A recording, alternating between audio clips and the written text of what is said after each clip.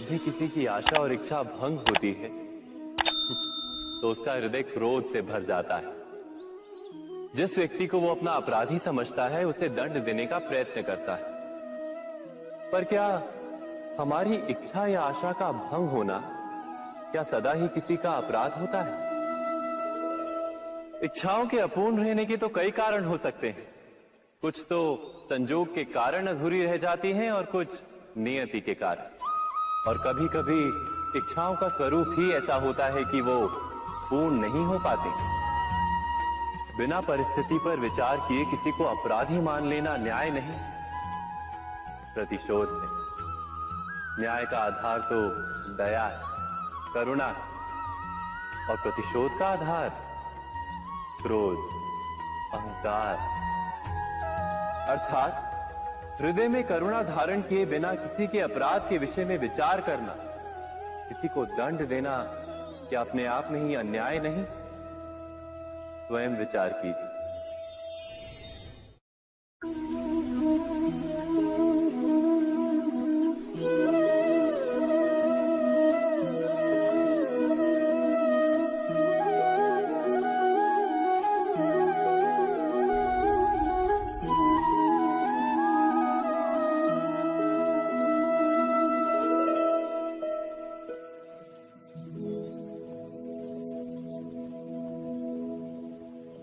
भविष्य के आधार पर सब आज का निर्णय लेना चाहते हैं। भविष्य में सुख मिले, भविष्य सुरक्षित हो, ऐसे निर्णय आज लेने का प्रयत्न रहता है सबका। आप अपने जीवन को देखिए, क्या आपके अधिकतर निर्णय के पीछे भविष्य का विचार नहीं होता? और हो भी क्यों ना।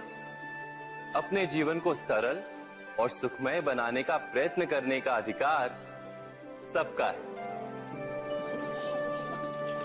पर भविष्य तो कोई नहीं जानता, केवल कल्पना ही की जा सकती है। तो जीवन के सारे महत्वपूर्ण निर्णय कल्पनाओं के आधार पर ही करते हैं हम। क्या निर्णय करने का कोई तीसरा मार्ग हो सकता है? विचार कीजिए। सारे सुखों का आधार धर्म है और वो धर्म मनुष्य के हृदय में बसता है। तो प्रत्येक निर्णय से पूर्व स्वयं अपने हृदय से ये प्रश्न अवश्य पूछ लेना कि ये निर्णय स्वार्थ से जन्मा है या धर्म से। क्या इतना पर्याप्त नहीं? भविष्य के बदले धर्म का विचार करने से क्या भविष्य अधिक सुखपूर्ण नहीं होगा? स्वयं विचार कीजिए।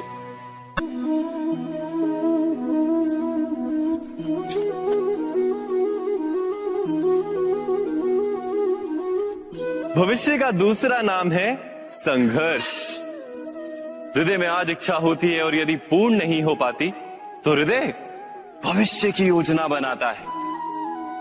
भविष्य में इच्छा पूर्ण होगी ऐसी कल्पना करता रहता है। किंतु जीवन ना तो भविष्य में है ना अतीत में। जीवन तो इस क्षण का नाम, अर्थात इस क्षण का अनुभव ही जीवन का अनुभव। पर हम ये जानते हुए भी इतना सा सत्य समझ नहीं पाते। या तो हम बीते हुए समय के स्मरणों को घेर कर बैठे रहते हैं या फिर आने वाले समय के लिए हम योजनाएं बनाते रहते हैं। और जीवन जीवन बीत जाता है। एक सत्य यदि हम हृदय में उतार लें कि ना हम भविष्य देख सकते हैं ना ही भविष्य निर्मित कर सकते हैं, हम तो केवल धैर्य और साहस के साथ भविष्य को आलिंगन दे सकते हैं, स्वागत कर सकते हैं भविष्य का। तो क्या जीवन का हर पल जीवन से नहीं भर जाएगा? स्वयं विचार कीजिए।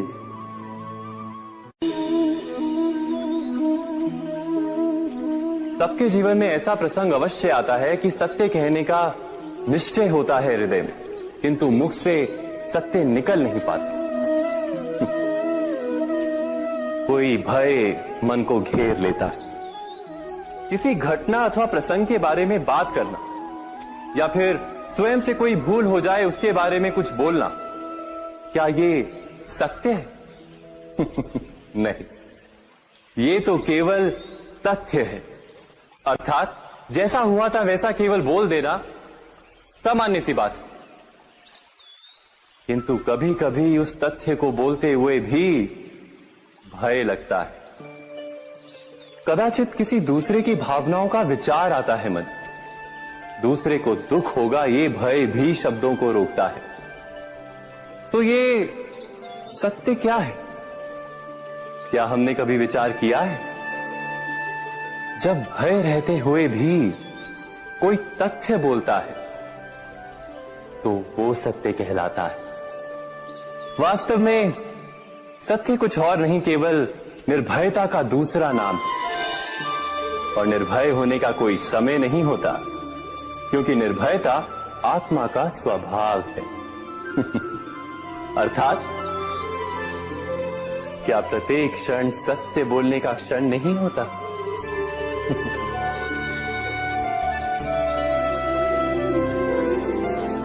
स्वयं विचार कीजिए।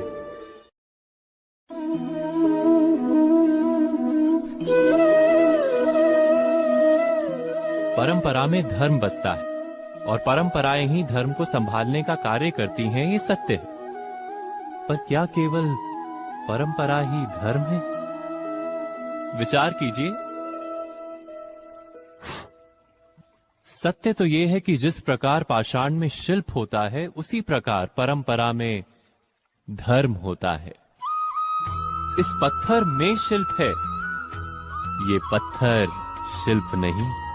शिल्प को उजागर करने के लिए उसे तोड़ना पड़ता है, अनावश्यक भागों को दूर करना पड़ता है।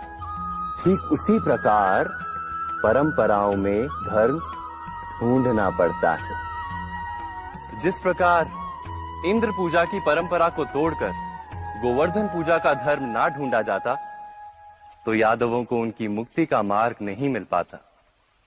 अर्थात परंपरा को पूर्णता छोड़ देने वाला धर्म से वंचित रह जाता है, और परंपरा का अंध अनुकरण करने वाला भी धर्म को प्राप्त नहीं कर पाता। कहते हैं हंस के पास नीर क्षीर विवेक होता है।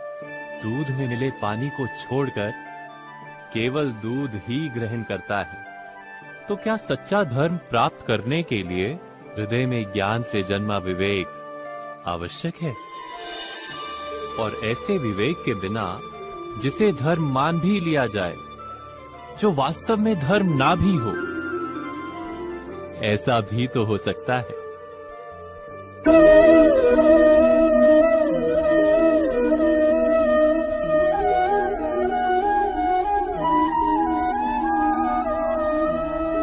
महाभारत का ये युद्ध, महाभारत की ये कथा अनेक सत्यों को प्रस्थापित करती है। महानतम सत्य ये कि अलगपन और भिन्नता ही अधर्म का मूल है, और एकात्मता ही धर्म का आधार है। कैसे? स्वयं विचार कीजिए।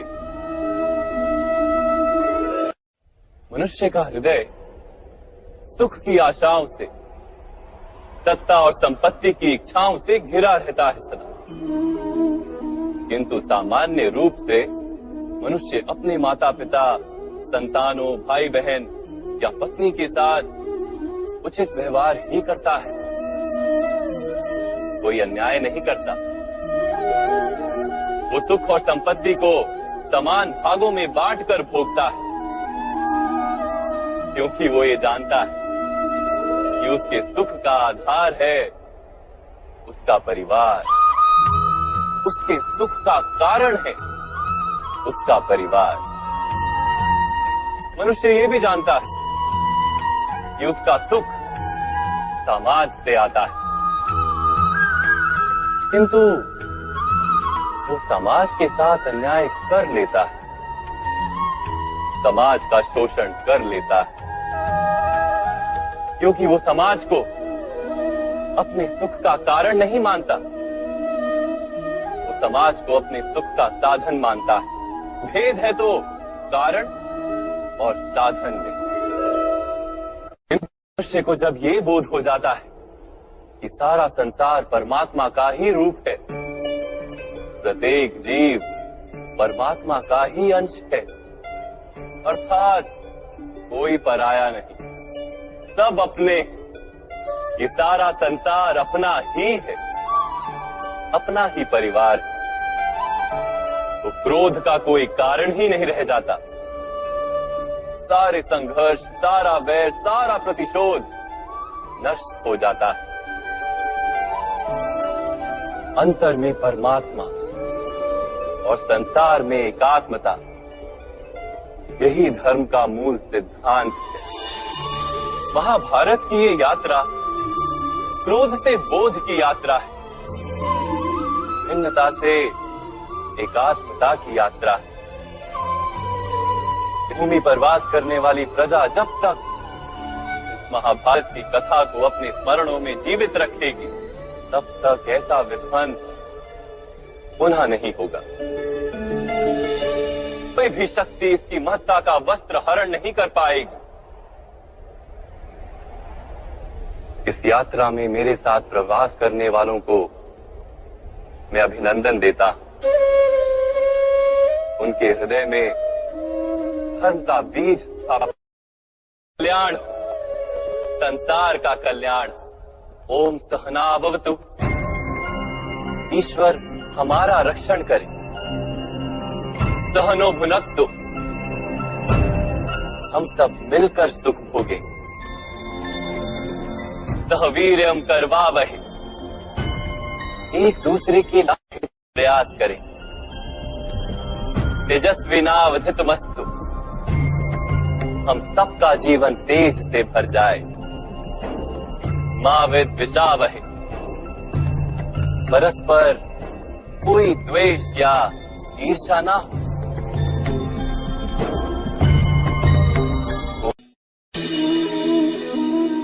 मनुष्य के हृदय में भय का साम्राज्य रहता है सदा। कभी संपत्ति के नाश का भय, कभी अपमान का भय, कभी अपनों से छूट जाने का भय। इसीलिए भय का होना सबको स्वाभाविक ही लगता है। क्या कभी विचार किया है, जो स्थिति अथवा वस्तु भय को जन्म देती है, क्या वहीं से वास्तव में दुख आता है? नहीं, ऐसा तो कोई नियम नहीं। और सबका अनुभव तो ये बताता है कि भय धारण करने से भविष्य के दुख का निवारण नहीं होता। भय केवल आने वाले दुख की कल्पना मात्र ही है। वास्तविकता से इसका कोई संबंध नहीं है। तो क्या ये जानते हुए भी कि भय कुछ और नहीं, केवल कल्पना मात्र ही है, इससे मुक्त होकर निर्भय बन पाना क्या बहुत कठिन है? अवश्य विचार कीजिएगा।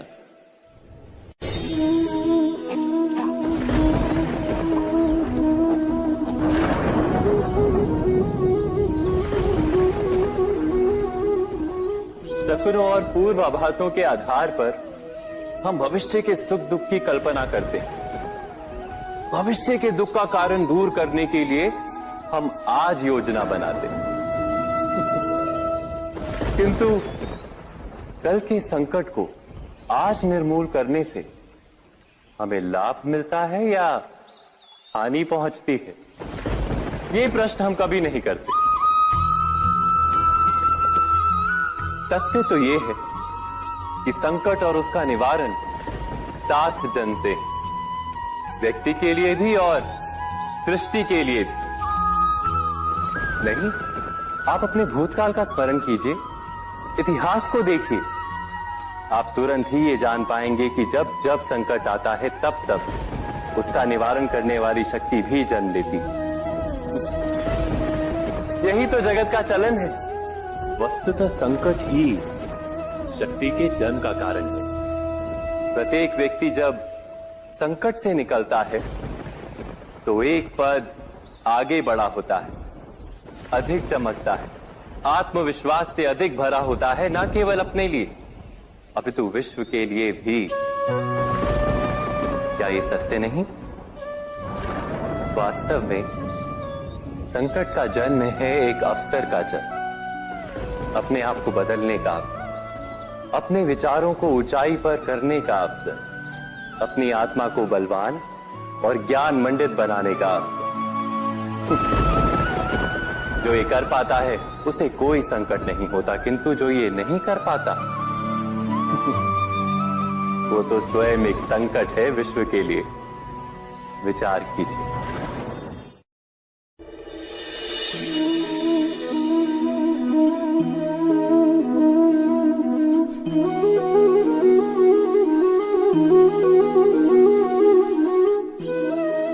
जीवन का हर क्षण निर्णय का क्षण होता है। प्रत्येक पद पर दूसरे पद के विषय में कोई निर्णय करना ही पड़ता है, और निर्णय अपना प्रभाव छोड़ जाता है। आज किए गए निर्णय भविष्य में सुख अथवा दुख निर्मित करते हैं, ना केवल अपने लिए, अपने परिवार के लिए भी, आने वाली पीढ़ियों के लिए भी। जब कोई दुविधा सामने आती है तो मन व्याकुल हो जाता है, अनिश्चय से भर जाता है। निर्णय का वो क्षण युद्ध बन जाता है और मन बन जाता है युद्ध भूमि। अधिकतर निर्णय हम दुविधा का उपाय करने के लिए नहीं, केवल मन को शांत करने के लिए लेते हैं। पर क्या कोई दौड़ते हुए भोजन कर सकता है? नहीं। तो क्या युद्ध से जूझता हुआ मन कोई योग्य निर्णय ले पाएगा? वास्तव में शांत मन से जब कोई निर्णय करता है तो अपने लिए सुखद भविष्य बनाता है, किंतु अपने मन को शांत करने के लिए जब कोई निर्णय करता है तो वो व्यक्ति भविष्य में अपने लिए कांटों भरा वृक्ष लगाता है। स्वयं विचार कीजिएगा।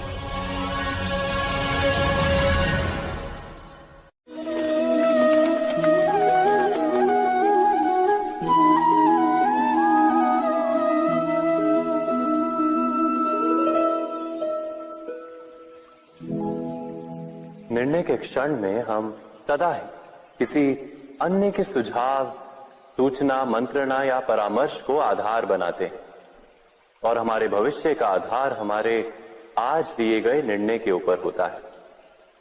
तो क्या हमारा भविष्य किसी अन्य के परामर्श, किसी अन्य के सुझाव का फल है? क्या हमारा संपूर्ण जीवन किसी अन्य की बुद्धि का परिणाम? क्या हमने कभी विचार किया है? सबका अनुभव है कि भिन्न भिन्न लोग एक ही स्थिति में भिन्न भिन्न परामर्श देते हैं। मंदिर में खड़ा भक्त कहता है कि दान करना चाहिए, और चोर कहता है यदि अवसर मिले तो इस मूर्ति के श्रृंगार चुरा। धर्म से भरा हृदय धर्ममय सुझाव देता है, और अधर्म से भरा हृदय अधर्म का परामर्श देता है। धर्ममय सुझाव का स्वीकार ही मनुष्य को सुख की ओर ले जाता है, किंतु ऐसे परामर्श का स्वीकार करना तभी संभव होता है जब हृदय में धर्म हो।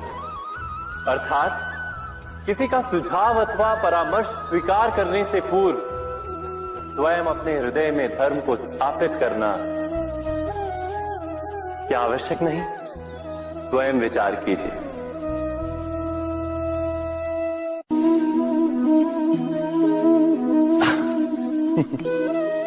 मनुष्य के सारे संबंधों का आधार है अपेक्षा। पति कैसा हो जो मेरा जीवन सुख और सुविधा से भर दे? पत्नी कैसी हो जो सदैव मेरे प्रति समर्पित रहे? संतान कैसी हो जो मेरी सेवा करे, मेरा आदेश माने?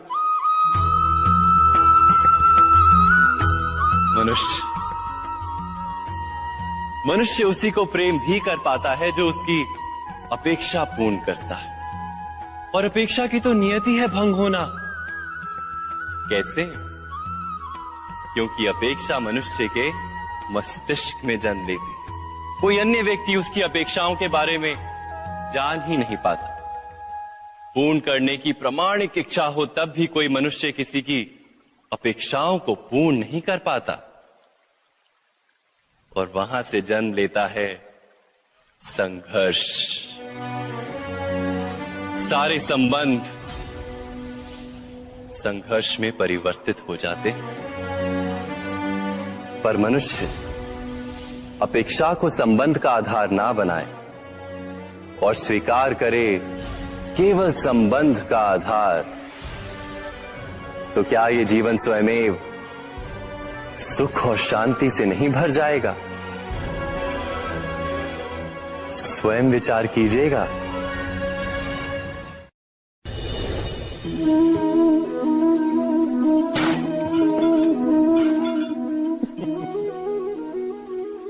कभी कभी कोई घटना मनुष्य के जीवन की सारी योजनाओं को तोड़ देती और मनुष्य उस आघात को अपने जीवन का केंद्र मान लेता।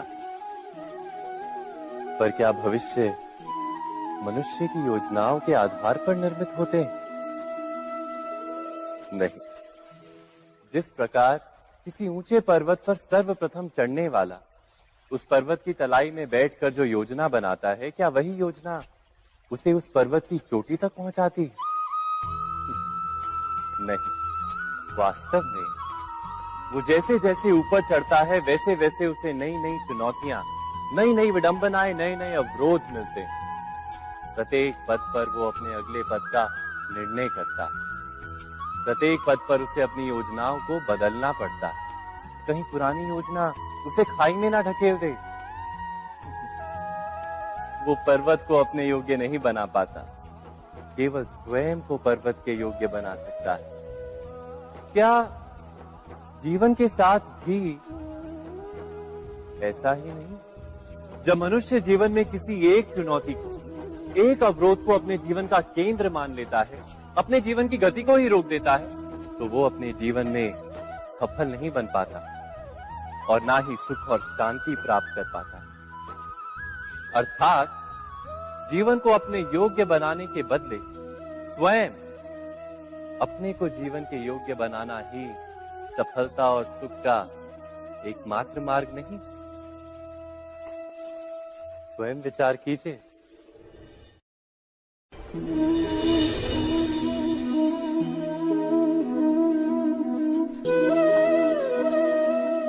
सत्ता की लालसा सबके हृदय को घेरे रहती है।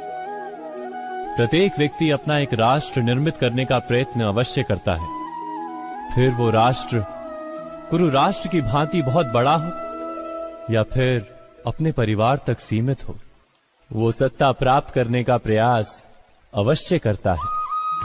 किंतु सत्ता का वास्तविक रूप क्या है? क्या हमने कभी विचार किया है? एक मनुष्य जितने अधिक लोगों के जीवन को प्रभावित कर सके, जितने अधिक लोगों के जीवन की स्वतंत्रता पर अंकुश रख सके, उतनी ही अधिक सत्ता का अनुभव करता है वो। सत्ता का वास्तविक रूप ही है अन्य के जीवन पर स्वयं का प्रभाव। किंतु क्या वास्तविक प्रभाव प्रेम, दया, करुणा और धर्म से निर्मित नहीं होता? जब भी मनुष्य कठोरता और अधर्म से सत्ता प्राप्त करने का प्रयत्न करता है, तब वो दूसरों के हृदय में विरोध अथवा विद्रोह को जन्म देता है। और परिणाम कुछ इस प्रकार। हां, कुछ समय के लिए वो स्वयं को प्रभावी और शक्तिशाली अवश्य पाता है, किंतु वो वास्तविक सत्ता नहीं। यही कारण है कि भृगु और वशिष्ठ जैसे ऋषियों की आज भी पूजा की जाती है, रावण और हिरण्यकशिपु की नहीं। इस पर तो आप विचार अवश्य करें। सत्य कहा ना?